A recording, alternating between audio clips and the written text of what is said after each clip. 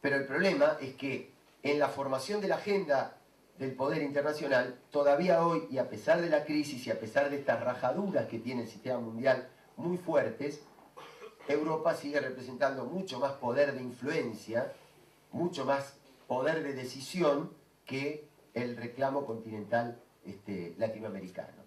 Entonces, el dilema en este momento, la encrucijada, es cómo convertir una cuestión de justicia compartida por el bloque regional en un hecho político. Y eso es una disputa por el poder. Es una disputa de poder. Y una disputa de poder que es multidimensional, digamos, que se llega a la cuestión Malvinas no exclusivamente hablando 24 horas sobre Malvinas. Se llega a la cuestión Malvinas fortaleciendo la posición política de un bloque regional como el nuestro en otras áreas de poder que tienen que ver con los grandes temas de agenda, con el nivel de conflictividad internacional, con la autonomía de la situación financiera mundial, con capacidad para diversificar mercados, para tener presencia política, para tener presencia comercial, para ser, desde el punto de vista de ser confiables. Es decir, hay muchos aspectos que no son estrictamente vinculados a Malvinas, pero que hacen a la construcción del poder regional para que en algún momento esa legitimidad intrínseca del reclamo y esa legalidad que tiene el reclamo en Naciones Unidas y en el Comité de Descolonización se conviertan en actos, se lleven de un reclamo potencial a una cosa en acto.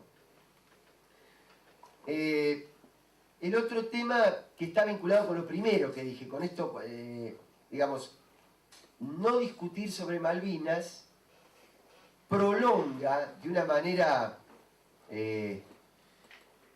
cruel, digamos, terrible, la deuda que tiene esta sociedad de reconocimiento hacia los soldados. No hacia la conducción de la guerra, sino hacia los soldados, que fueron los que, en definitiva, regaron de sangre ese lugar. Y son los que después sufrieron, inclusive los sobrevivientes, sufrieron todo lo que sufrieron. Así que ahí también hay un grano muy fuerte, hay una deuda muy fuerte de esta sociedad que también tiene que ser puesta en debate, tiene que ser saldada de una vez. Lamentablemente con 30 años de demora, con casi 3 décadas de demora. De una manera terrible, es flagelante lo que hemos hecho con los soldados. Y además la prolongación en el tiempo ha ensuciado ese debate. Lo ha ensuciado, ¿en qué sentido? Digo, no por la nobleza de la causa, sino porque ha hecho que se presenten actores distintos, que haya competencia entre los que estuvieron en el terreno, los que le dieron apoyo en el continente, los que estuvieron en la logística, y qué sé yo, las cosas truchas que ha habido también, digamos, las listas de gente que se aprovechó de manera oportunista de la tragedia vivida por los soldados para poder recibir algún beneficio. Bueno, tantas cosas que de la única manera que se pueden saldar es con la voluntad política oficial de darse una política y con un debate muy fuerte que aclare las cosas. Y al cual no hay que tenerle miedo. Y hay que darlo, hay que poner todas las cosas sobre la mesa.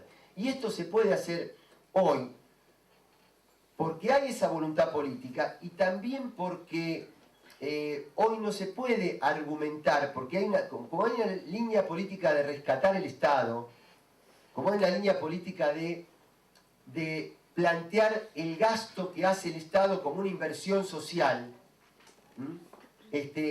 es distinto dar este debate en estas coordenadas que cuando cada peso que salía del Estado era traumático, digamos, porque la línea política, de la política oficial, era la línea del ajuste, la línea de que todo gasto del Estado era un festival de gasto que terminaba con la austeridad, como hoy no está planteado en esos términos. Hoy está planteado en los términos de un Estado expansivo, en el mejor sentido de la palabra. Me parece que hay además un caldo de cultivo en ese sentido también mucho más propicio para dar el debate. 2 o 3 cosas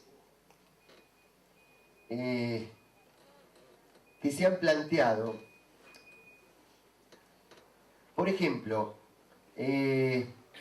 otro de los ejes sobre los cuales me parece que hay que plantear este debate tiene que ver con una caracterización, una conceptualización integral de la soberanía. El primer marco conceptual es, tomando la línea histórica de la defensa de una patria libre, justa y soberana, y prosiguiendo con esa línea histórica y contraponiendo la patria a la colonia, tiene que ser una causa de la patria vencer esta política colonial en pleno siglo XXI. Ahora, el problema es que como de esto no hay que convencer a los convencidos, hay que convencer a los que están convencidos de otra cosa, y como pasa en cualquier confrontación de intereses, del otro lado también hay argumentos. Del otro lado también hay argumentos, y hay argumentos fuertes, es decir, fuertes. Yo los considero ilegítimos, injustos, incorrectos, no está en discusión lo que yo pienso.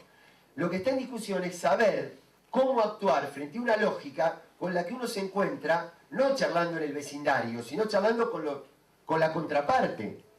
Y con los, y como les podría decir, con los neutrales, entre comillas, que son los que en definitiva tienen que decidir, porque tienen que hacer presión en todos los organismos internacionales para que estas cosas se lleven a la realidad.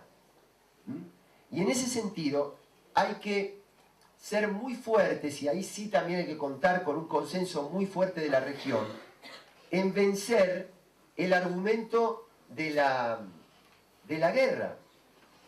¿Pero por qué? Porque ese mismo derecho internacional que uno esgrime como argumento, tiene una carta orgánica de las Naciones Unidas que establece la graduación de los mecanismos por los cuales se resuelven o se intentan resolver los problemas de soberanía. Y van desde cuestiones diplomáticas leves hasta el uso de la fuerza. Entonces, una parte de la legitimidad que trata de encontrar el argumento de la contraparte es decir, miren señores, ustedes me argumentan el derecho y distintas opciones graduales que establece la Carta de Naciones Unidas después de que ustedes agotaron la última instancia, que fue la ocupación militar. Entonces, volver de ese argumento no es sencillo. No es sencillo.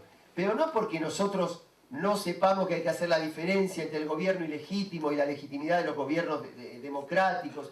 Digo, piensen ustedes qué haríamos nosotros si sería tan fácil, si se invirtieran los roles y del otro lado nos dijeran, no, el problema es que acá había un régimen político que a nosotros no nos gustaba. Está perfecto desde el punto de vista, desde cierto punto de vista de una justicia teórica, pero en la práctica es un argumento muy fuerte del cual cuesta mucho volver atrás. Yo podría, cuando decía recién, plantear integralmente la cuestión de la soberanía, es dar vuelta todo lo que significó aquella época. La utilización del uso de la fuerza, pero además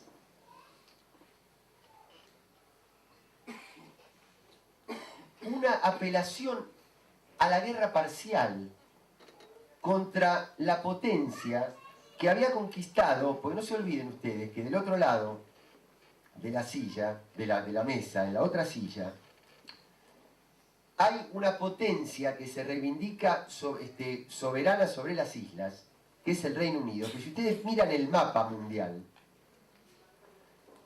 ni hablar de lo que fue el Commonwealth, ¿no? el mercado común británico en toda la época del imperio.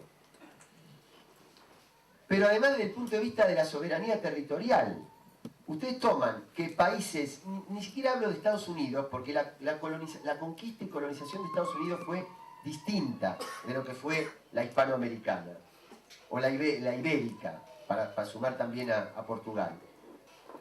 Pero Canadá, Australia, la India, Nigeria, Tanzania, digamos, Medio África, las sucesivas invasiones a China,